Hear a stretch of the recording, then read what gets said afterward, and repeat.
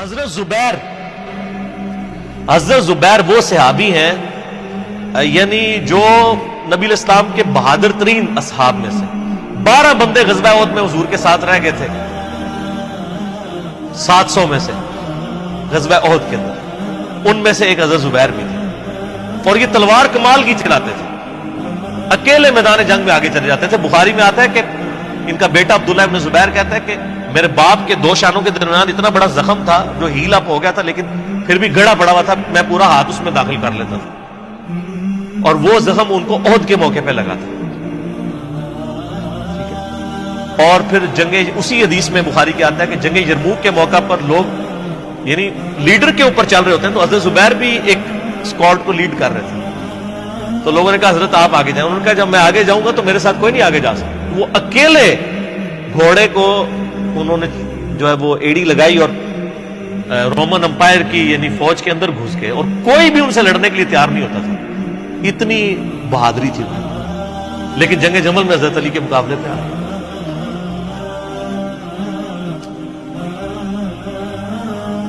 اس تکلیف کا کوئی اندازہ نہیں کر سکتا۔ حضرت حسن ابن علی نے بتایا مولا علی سے کہ بھئی حضرت زبیر آئے ہیں، تو حضرت علی نے کہا کہ رکو میں خود چاہتا ہوں۔ گئے، کہا زبیر یاد ہے وہ دن جب نبی علیہ تم مجھ سے بڑا پیار کر رہے تھے، پھوپھی ذات تھے نا، نبی علیہ السلام کی پھوپھی کے بیٹے ہیں حضرت زبیر بن عوام رضی اللہ تعالی۔ تو حضور نے تم سے ایک بات کہی تھی کہ تم علی سے اتنی محبت کرتے ہو، ایک دن آئے گا کہ تم تلوار لے کے علی کے خلاف کھڑے ہو جاؤ گے۔ تو تم نے کیا کہا تھا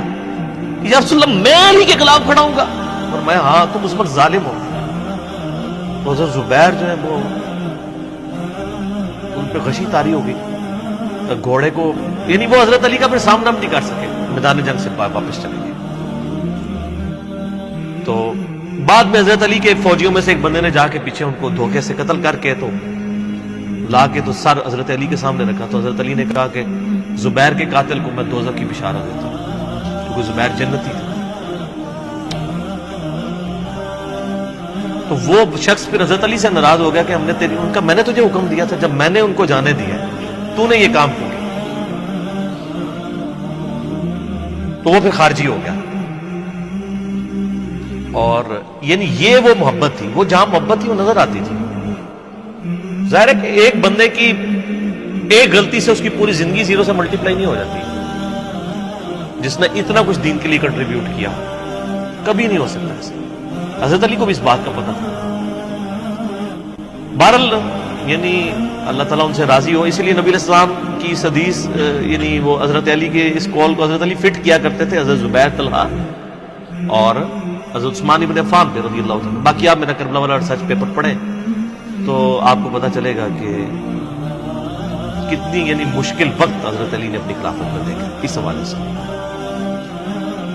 یعنی مصنف ابن ابی شیبہ میں آپ کے مخالفین کی لاشیں بھی ہیں، ان پہ بھی حضرت علی گریہ کر رہے ہیں، ایک ایک کی لاش اٹھا کے اس کو صاف کر رہے ہیں۔ حضرت طلحہ کا بیٹا تھا محمد بن طلحہ، اس کی لاش دیکھی تو رو پڑے تھے، حالانکہ وہ مخالفت میں لڑنے آیا تھا۔ پھر حضرت حسن سے کہا کاش میں جنگ جمل سے 20 سال پہلے ہی مر گیا ہوں، میں یہ دن۔ ایک ایسا شخص جس نے 8 سال کی عمر میں اسلام قبول کیا،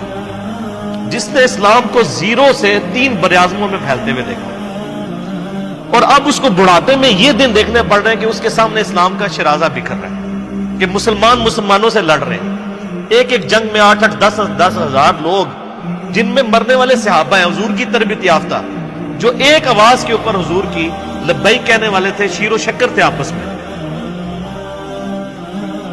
آپ اندازہ کر سکتے ہیں۔ اسی لیے حضرت علی جو ہیں وہ یعنی کوفے میں شہر سے باہر آپ کو پتہ ہے کنویں ہوا کرتے تھے، اکیلے جا کے کنویں پہ بیٹھ کے رویا کرتے تھے کہ اللہ اس امت کے ساتھ کیا ہو گیا۔ کوشش کرتے رہے، اینڈ رزلٹ یہ ہے کہ وہ خلافت کا نظام۔ اسی لیے مصنف ابن ابی شیبہ میں آتا ہے کہ آپ نے فجر اور عشاء کی نمازوں میں قنوت نازلہ پڑھی، اللہم علیک بمعاویہ و اشیاعہ، اے اللہ معاویہ اس کے شیعہ کو برباد کر۔ علی اور اس کے عمر بن عاص اور اس کے شیعہ کو، ابا سلمی اور اس کے شیعہ کو، قیس اور اس کے شیعہ کو برباد کر۔ باقی احادیث میں آپ علیہ السلام نے جو بشارت کر دی تھی، مسنن نسائی کبریٰ کے اندر حدیث موجود ہے، حاکم کے اندر، کہ نبی علیہ السلام نے حضرت علی سے ایک دن فرمایا تھا، اے علی، اگلی امتوں میں سب سے بڑا بدبخت وہ تھا جس نے قوم عاد کی اونٹنی کو قتل کیا اور اس کے بعد عذاب آ گیا۔ میری امت کا سب سے بڑا بدبخت وہ ہوگا جو تیرے سر کے خون سے تیری داڑھی کو رنگ دے، اور وہی ہوا ہے۔ اور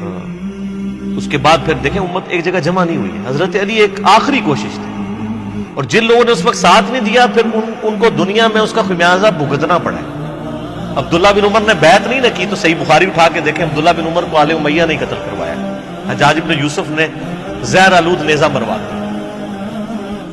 اور حاکم کے اندر مجموع الزوائد کے اندر موجود ہے، حضرت عبداللہ بن عمر آخری عمر میں کہا کرتے تھے، کاش میں اس وقت علی کا ساتھ دیتا اور یہ خلافت کا نظام تو بچ جاتا، کیونکہ کئی لوگ بیچ میں نیوٹرل ہو گئے تھے جو پھر ساتھ نہیں دیا، تو اس کی وجہ سے پھر حضرت علی کے چونکہ اب پاس اتنی مین پاور نہیں تھی کہ اس سسٹم کو سنبھال سکتے، بعد پھر وہ شہید ہو گئے اور پھر معاملات آ گئے۔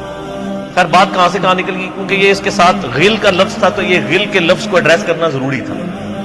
تو آج ہم جب جنگ جمل صفین نہروان کو ڈسکس کرتے ہیں تو یہ کوئی غل والی بات نہیں ہے، یہ وہ چیزیں ہیں جو ایک ریالٹی ہیں، اور وہ اگر یہ غل والی بات ہے تو نبی علیہ السلام کے دل میں بھی نعوذ باللہ غل تھا، مولا علی کے دل میں بھی غل تھا، ایسا نہیں تھا۔ وہ دین کی حمیت کہلاتی ہے، اس کو غل نہیں آپ کہتے۔